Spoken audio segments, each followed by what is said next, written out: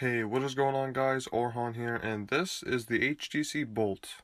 It came out a couple of months ago, so people have made their decision whether they want to buy it or not. And if you already bought this phone, it's not new anymore, you've used it, you've scratched it, and that's kind of what I wanted to do. I wanted to test this phone after all the hype surrounding it has subsided and test it for what it actually is. So yeah, let's just get right into it. This is an upgrade to the HTC 10 that I reviewed a while back. First of all, if you haven't seen that, be sure to check it out. I'll leave a link below in the description for you. But basically, you can consider the HTC Bolt as a incremental upgrade to the HTC 10. So there's going to be a lot of things that I don't talk about in this video about the phone that are already true with the HTC 10.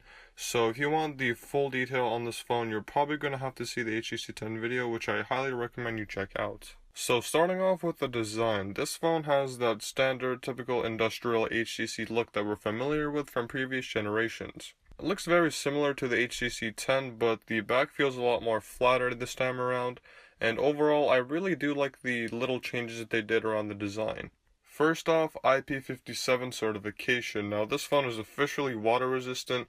It's not as resistant as IP68, but it is still water resistant, which is a major upgrade from the HTC 10, which had no water resistance at all. And for the price point, it was honestly a feature that was missing out from the HTC 10 that returned with the HTC Bolt. So, a welcomed upgrade.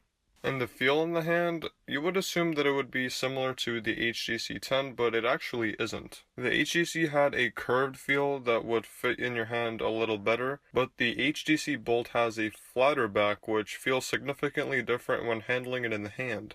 And I have to say, I initially thought that I would like the curved back of the HTC 10 more, but the more I use the HTC Bolt, the more I like the flat back design. So even though the two phones look very similar, they do feel very different in terms of design. And that should definitely be something that you're noting when you're going for these two phones. For the rest of the design, everything is basically carried over from the HTC 10.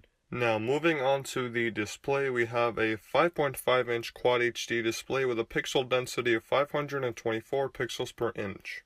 Now all fancy numbers and tech terms aside, the display looks really good. It is still a similar display to the HTC 10, but upon further inspection in my testing I found that it has a little bit of better viewing angles than the HTC 10, but still for the average consumer a very similar experience. And it also has Corning Gorilla Glass 5 for extra added protection. Now in terms of performance, we're rocking the Snapdragon 810, Adreno 430 GPU, 3 gigs of RAM, and a 3200 mAh battery.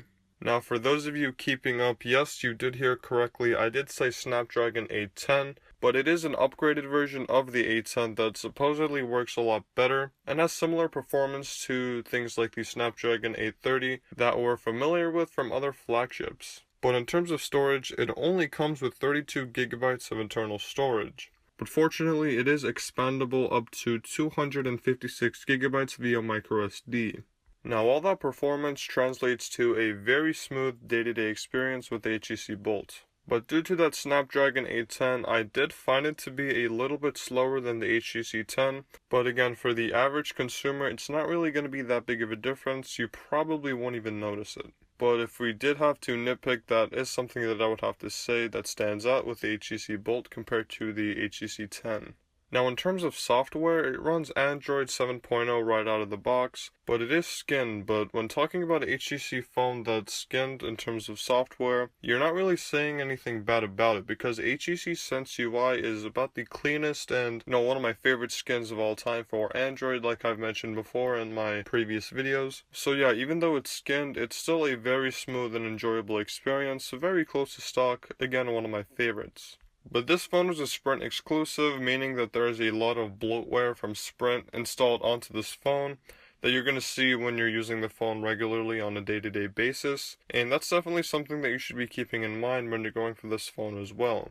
There's a lot of bloatware from Sprint. In terms of battery life, like I said, it has a 3200 mAh battery, which got me my 4 to 4.5 hours of screen on time at its best. A pretty average battery life compared to other flagships out there, and I'm kind of glad that the Snapdragon 810 didn't really affect the battery life at all, because with the original 810, there was a lot of heat consumption errors and battery life was significantly affected by it. But yeah, none of that is here, which is definitely a good thing. Now, in terms of the cameras, when I talk about a camera on a phone, it's usually one of the main things that I talk about in a review video, but the camera experience on the HTC Bolt isn't really that different from the HTC 10, so there isn't really anything new to talk about. It has a 16 megapixel camera on the back that shoots pretty clear video. It's the same sensor, the exact same camera from the HTC 10. So again, in terms of camera, there's really not anything new, but again, it is a pretty solid experience. And yeah, that's basically it. Just a quick overview of my thoughts and impressions on the smartphone during the time that I used it. Again, if you guys enjoyed this video, be sure to leave it a thumbs up. My name is Orhan, and I'll see you guys in the next one.